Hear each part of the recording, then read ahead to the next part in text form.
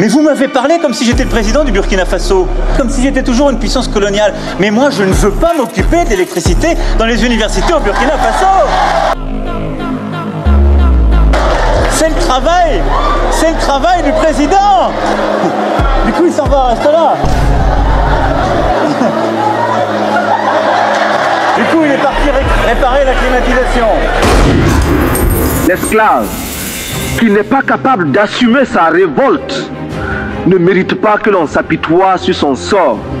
Cet esclave répondra seul de son malheur s'il se fait des illusions sur la condescendance suspecte d'un maître qui prétend l'affranchir. Seule la lutte libère.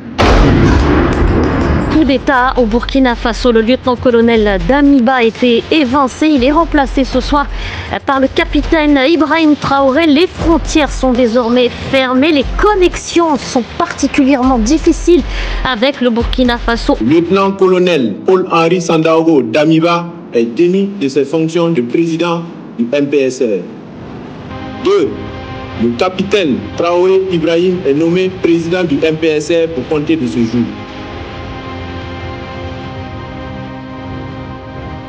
Il faut vraiment changer le rythme.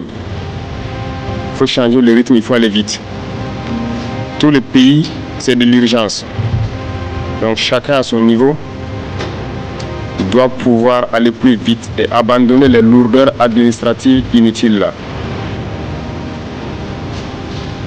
Je ne pourrais même pas citer tel point où il faut être rapide. C'est tous les points. Au Burkina, tout est urgent. De la sécurité à la défense, à la santé, l'action sociale, à l'infrastructure, tout est urgent. On va devoir aller vite. Je vous en prie, les lourdeurs administratives, il faut nous en épargner.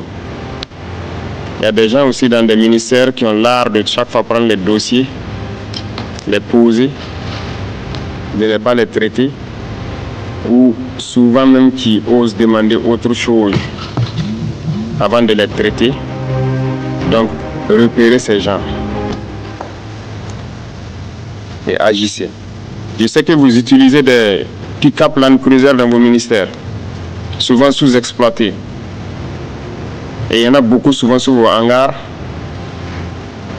peut-être qui n'ont rien, mais qui ont peut-être juste des petites pannes. Répertoriez tout et faites-nous le point général. Nous en avons besoin. Ouagadougou demande également le retrait des forces françaises. Mais mademoiselle, je préférerais vous envoyer beaucoup moins de soldats, je vous le dis. Et ce que vous devriez faire, vous êtes une jeune femme. Imaginez que vous êtes une jeune femme qui vit à Angoulême en France. Elle n'a jamais vu Ouagadougou. Elle n'y a peut-être même pas entendu parler de Ouagadougou. Et elle a son jeune frère qui se bat dans les troupes françaises et qui est peut-être mort ces derniers mois pour vous sauver. Et vous la remerciez en me disant ça? Vous n'avez pas votre jeune frère qui est en train de se battre en ce moment sur le sol belge ou sur le sol français.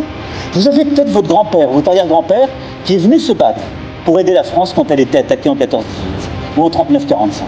Ça oui. Donc il faut regarder cette histoire partagée. Mais ne venez pas me raconter et me parler comme ça des soldats français. Vous ne devez qu'une chose pour les soldats français, les applaudir. Concernant Barkhane, je pense qu'on a dit aux Français, on ne souhaite pas que des soldats français viennent mourir sur notre sol. Donc quand nous laisser, on va se battre en Burkinabé. Voilà, on est assez majeur, on est assez conscient de notre situation. Non, lorsque l'on dit ça, on a envie de se poser la question de savoir, ce terrorisme dure depuis un moment déjà dans notre territoire. Avec des armées qui sont venues et des sommes extraordinaires dépensées, de l'arsenal militaire de qualité jusque-là. Comment expliquer que d'un coup, vous décidiez que tous les trois, vous allez combattre ça sans les autres? Est-ce que c'est réaliste? Qu'est-ce qui fait que ce soit plus possible aujourd'hui qu'avec ces armées qui étaient là? C'est plus que réaliste. Il y a eu plusieurs situations. Nous avons eu la chance de faire le terrain. Beaucoup d'autres officiers que vous pourrez croiser ont eu la chance de faire le terrain.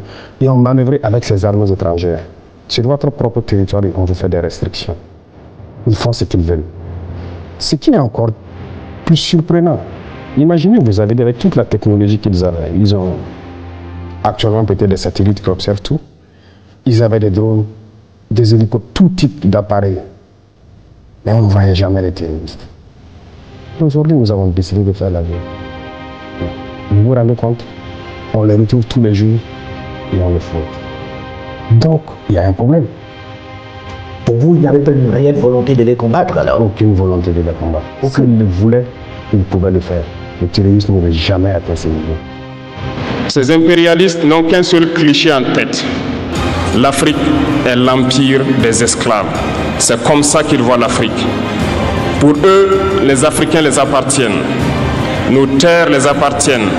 Nos sous-sols les appartiennent. Ils n'ont jamais pu changer de logiciel jusqu'à aujourd'hui. C'est déplorable. Nous n'allons pas trembler. Nous allons affronter. Nous allons nous battre pour l'indépendance réelle, pour notre liberté.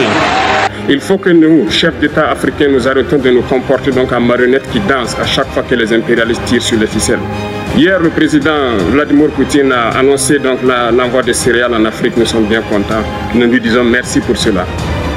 Mais aussi, c'est un message passé à nous, chefs d'État africains, parce qu'au prochain forum, nous ne devrons pas venir ici sans avoir assuré, pour ceux qui ne connaissent pas la guerre, l'autosuffisance alimentaire de nos peuples.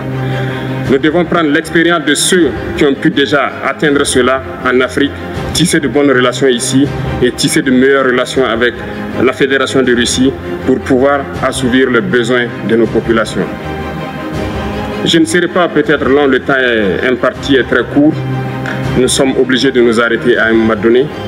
Mais je voudrais terminer en disant que nous devons donc rendre hommage à nos peuples qui se battent. Il est dit encore dedans, beaucoup flanchèrent, mais certains résistèrent.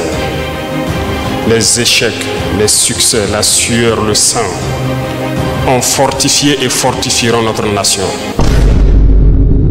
Les coups d'État, on ne les fait pas parce qu'on le veut. C'est cette manière de voir les choses qu'il faut changer.